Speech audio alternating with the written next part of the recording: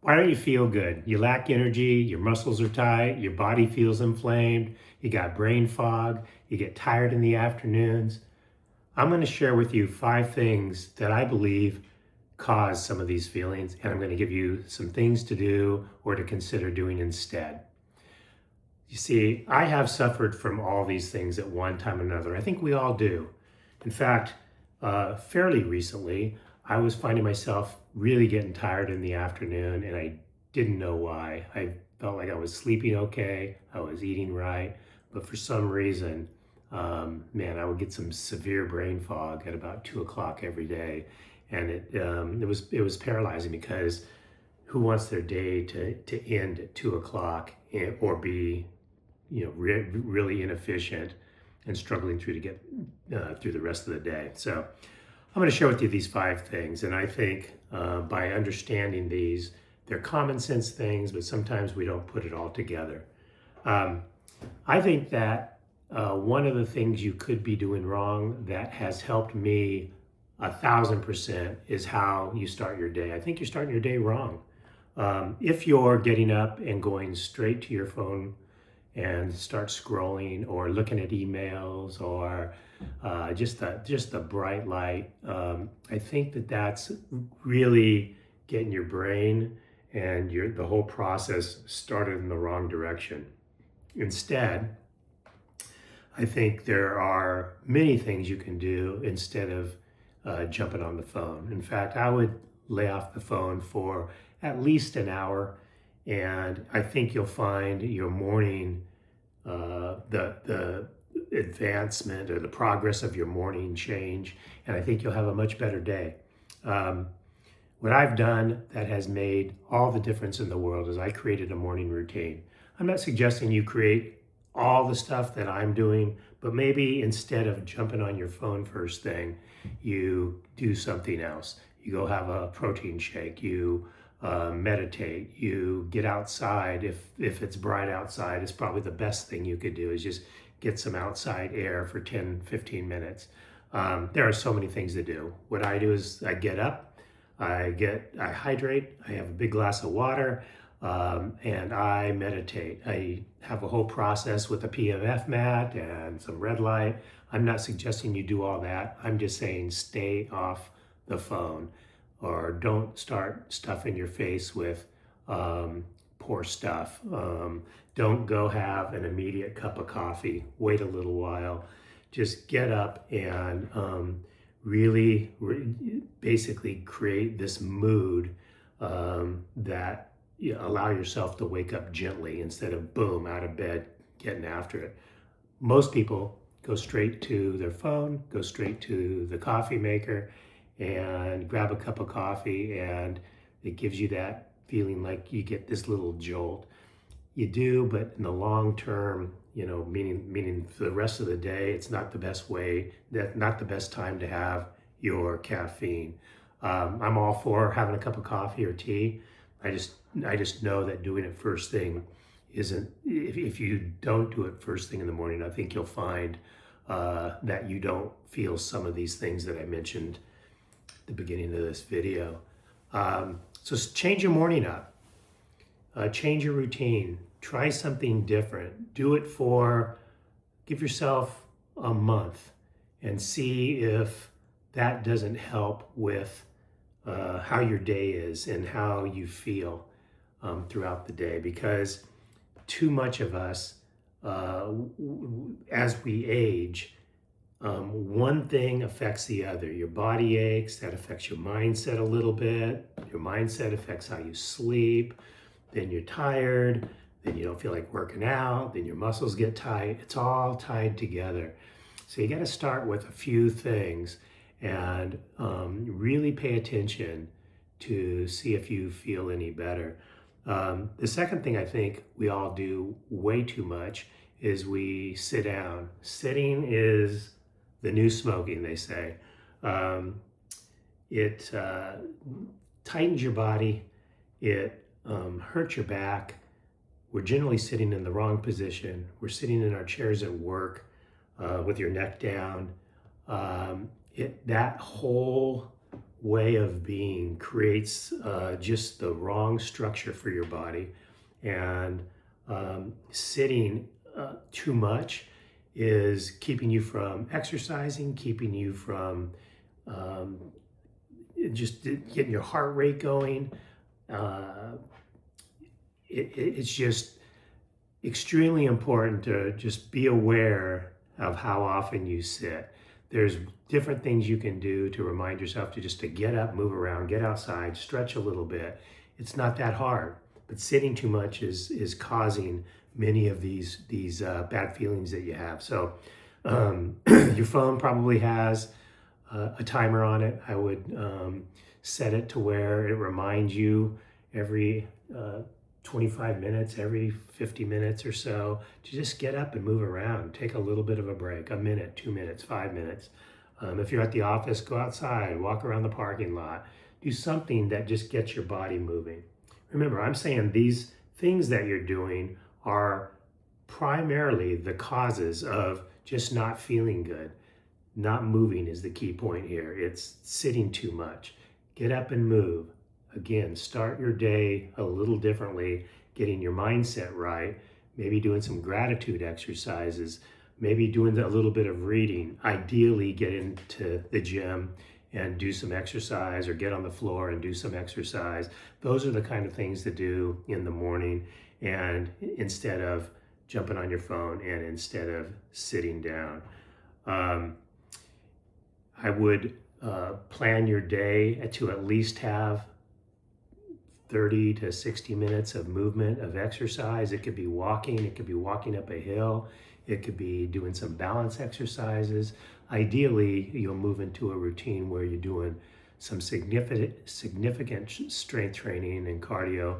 But man, if you're feeling this lack of energy now and you're just not feeling great, those are the things that are going to keep you from feeling good long term and extending your health span. And that's what I'm all about. I want the second half of life for you to be full of energy, happy, doing the things you love, and not held back by how you feel. It starts now. It starts, we don't think about these things in our 20s and our 30s. We're moving. We're excited about our day generally. We're running around with kids. We're doing a lot of fun activities that are new. By the time we reach 40, 45, things begin to change. They call it midlife. And so oftentimes we just attribute that to aging, but it's not. It's that we change our habits. We get jobs, we sit too much. We wake up in the morning, now with cell phone, we're jumping on the cell phone. And those are things that just didn't exist when you were younger. You didn't have to think about us as much. But as your body begins to change, you got to battle it. And because I'm convinced that although you could feel happy and you're thinking, okay, I'm getting a little older, so things hurt, things are tight, I've got these little issues here or there, that's just part of aging. I think you could change it to where you actually feel good. Because when you get to the point of being 60, 70, 80, I guarantee you, you're gonna, if you knew you could have avoided it, you would have. It's like we don't really think about consequences very often until they're upon us, and then it's too late. So start your day out differently. Pay attention to how often you're sitting down.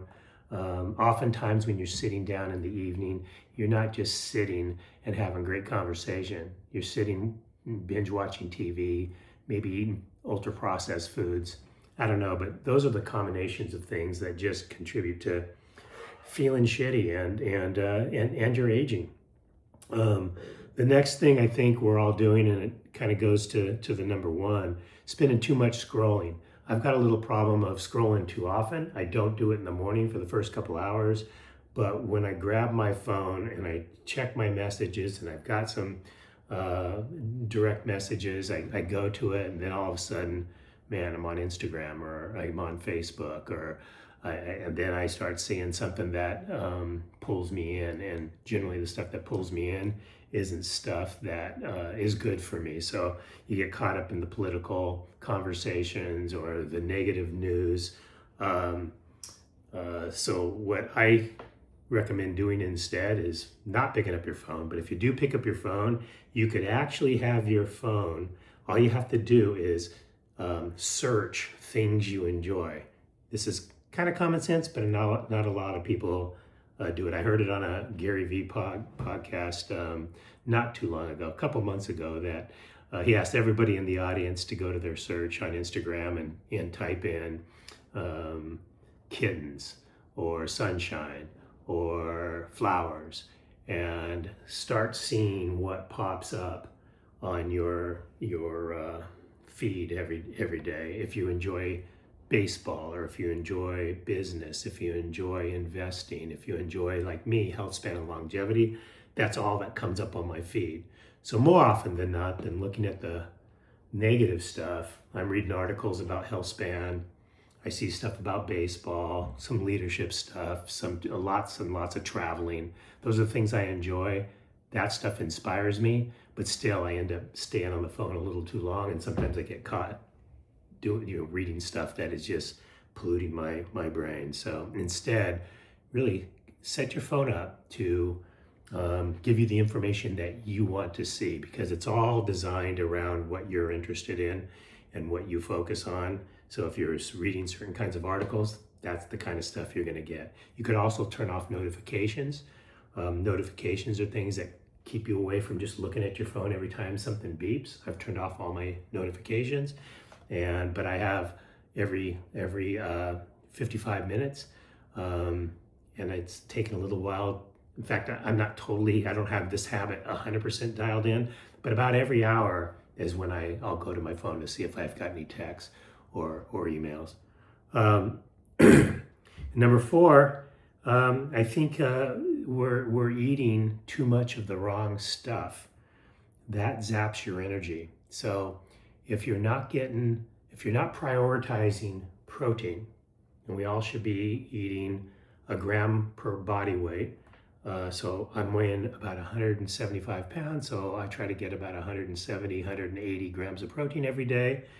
That's challenging, and in another video I'll tell you how to do it.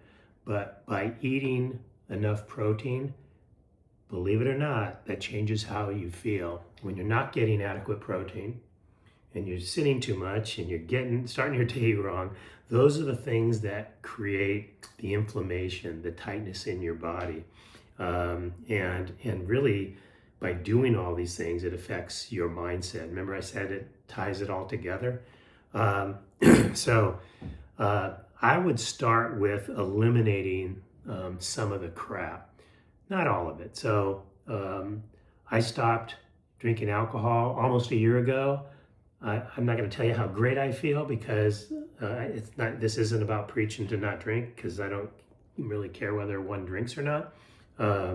If you drink, think about how you're feeling afterwards, and how late you drank, how much you drank, because I guarantee you the things you're putting in your body second half of the day really impact your next day and how you feel inflamed or a little fatigued. And it's tough to go, you have a rough night eating too much heavy foods or having too many drinks.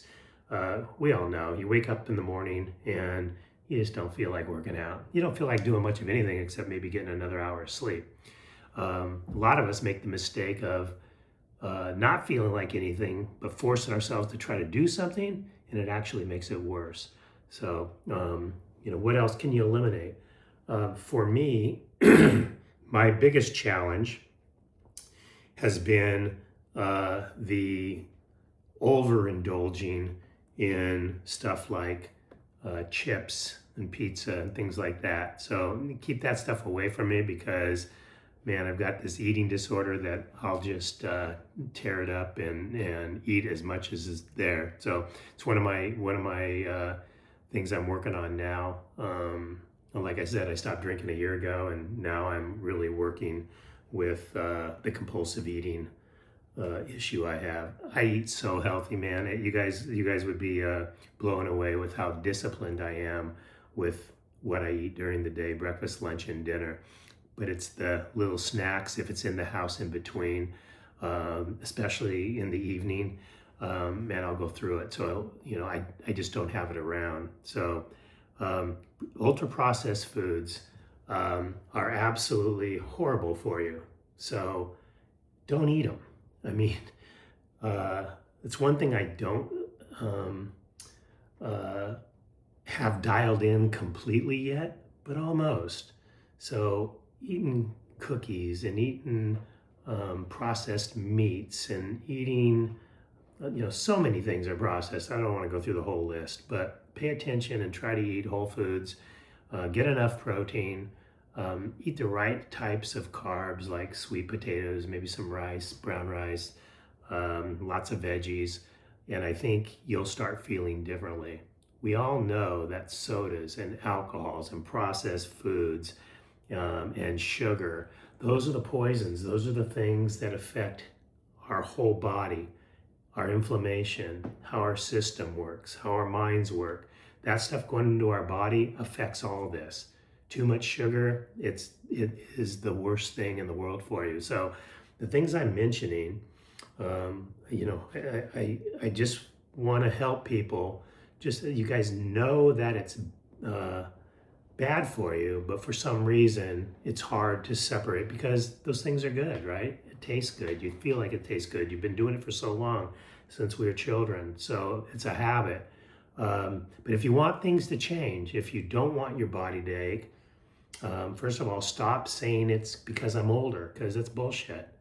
It's because your lifestyle hasn't adapted and you're still eating crap, and the crap is what's affecting how you feel. It's affecting how we think. It's the brain fog, it's the energy level, it's the happiness, it's all of it. And then when all of it starts feeling lousy, we feel old.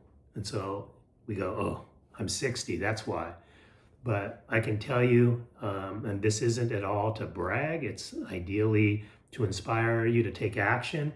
There are many things I've been doing for a long time, and there are a few things that I've been doing more recently, and there's many things I've been doing over the course of the last year. And since about 40, I can't remember, and I'm 65 now, almost 66, I can't remember feeling this good. I am not fatiguing very often in the late afternoon anymore, and that's more recent. I'm sleeping now 7 hours through the night, sometimes a little bit longer. I'm haven't gained weight. I'm at the weight I should be, and I've got all this energy. Got a bad back, but I'm feeling very flexible. And again, it's because I've changed my entire way. My lifestyle has been just uprooted and changed. Not everything overnight, but the basics. And this video is really to tell you 5 things that you could stop doing and what to do instead. So in terms of eating, you could either not eat in the morning and fast, which is awesome for you. So maybe have your last meal, ideally, not preaching again, but I am preaching again, but have your last meal early in the evening, maybe 5:30, 6 o'clock. Sometimes we go out to dinner with friends a little bit later. But the later you eat, the less sleep, the more it's going to impact your sleep, I should say. So try to eat a little bit earlier. But in the morning, don't eat until noon. Skip breakfast and eat at noon. And at noon, break your fast, your 16-hour fast ideally. Break it with some bone broth or a cup of matcha or just something easy. Don't go hard and eat a lot. Just ease into it a little bit, and you'll start feeling better. So instead of eating the crap, start maybe skip a meal. If you don't want to skip a meal, have a smoothie, have a protein shake. So for me, all I do is put some frozen blueberries, frozen strawberries, sometimes frozen peaches instead, sometimes some frozen bananas, and I pour some almond milk or oat milk in, a couple ice cubes. Ice cubes aren't necessary if the fruit's frozen, and some creatine and some protein powder. For a while, I was doing mostly plant-based protein. Now I'm doing a mix between, one day I'll do plant protein, one day I'll do whey, and uh, that's it. Mix it up for, I don't know, 15 to 30 seconds and drink it. For my shakes have, around 350, 400 calories, and that's great for a morning. And I've got all the energy really for the rest of the day. If I'm gonna have lunch, I'm gonna have something like maybe a piece of chicken, again, protein. I'll have some eggs, maybe a steak. If I want to snack through the day, I'll have some nuts, and that's about it. Some veggies. If I'm going out to lunch with anybody, I'll have a salad with chicken on it. And in the evening, I'll do similar to lunch, but I'll try to eat fish more often than anything. So I'll have fish 2 to 3 dinners a week, and I'll have chicken or ground turkey, maybe steak once a week, every other week. I don't need a ton of steak, although I love it. And that's all I eat. That's my plan, all I eat. Where I get messed up sometimes is Katie will say, do you want some Nuyo? I'm gonna have a DoorDash, or some ice cream. And it's always like this, nah. And then within seconds before she clicks send, I'm saying, okay, I'll have one. And that's where I go wrong. So if I can get my arms dialed around that, I'm eating pretty clean. And remember, drink a lot of water throughout the day, ideally in the early half, so you're not up all night going to the bathroom. But that's what's to do instead of eating all this stuff and you feel full. There's certainly some GLP-1s now that people are doing that are having lots of success. I would talk to your doctor about doing that, and that's a way to curb your eating and your appetite a little bit and lose some weight, because once you lose weight, you're going to feel a little bit better. You're going to sleep a little bit better. That's going to cause you to want to do some exercise, maybe go out in the morning, start your day a little differently in the sunshine, get some a walk in. And now the happiness comes, because a good night's sleep, a little bit of movement, not doing the stuff that pulls you into negativity starts to work, and you start to feel awesome. And it's that feeling that is so addictive, that makes you want to do more of it. And then that growth, it compounds a little bit every day. You don't see a lot of results. You don't feel way differently after 1 day, after 3 days, after 5, maybe some things a little bit better. After a week or two, you start seeing some things change a little bit. Your mood's a little bit better. You're starting to develop the right habits and disciplines. And once you got your habits and disciplines and you're able to say no to the things that you know you shouldn't be eating and make choices of the things you want to be eating, it makes all the difference in the world. One tip I've read very recently, 2 things when going out to dinner: don't order the bread, or when they ask you, would you like some bread, just say no. I'm about 50-50 on that. Katie's better at that, saying no, than I am, but when we get the bread, we eat the bread. And then when they say, would you like some dessert, say no. And again, we're probably 50-50 on that as well. Because after the dinner, if I ate the bread and I eat the dessert for whatever reason, I don't feel as good going to bed that night. I feel like just a little bit bloated, and it impacts my sleep. And my sleep score on my Oura Ring knows when I have anything like that. So to summarize, it's how you wake up in the morning. It's, are you sitting too much? It's how are you spending too much time scrolling on your phone or getting attracted to your phone, and you're eating the wrong stuff, is number 4. And probably what ties all this in, and I've mentioned it a couple times, is dialing in your sleep. That has been the thing that's taken me the longest to feel good about, to actually get to a point where I'm sleeping at least 7 hours a night. All the experts, all the scientists, they all agree that 7 to 9 hours sleep, 7, 8 ideally, is the perfect amount of sleep that a human should be getting. Some people say, I can get by at 6. you're fooling yourself, because all reports indicate that what's going on inside, you need at least 7 hours. So it's taken a while, and I've tried everything, and I'll have another video that goes through the protocol of what helped me get some sleep. But why it's worth it is because all these things I've mentioned start with their sleep. Believe it or not, poor sleep. You don't want to exercise. You generally don't want to eat well. It throws off your mindset. You're tired.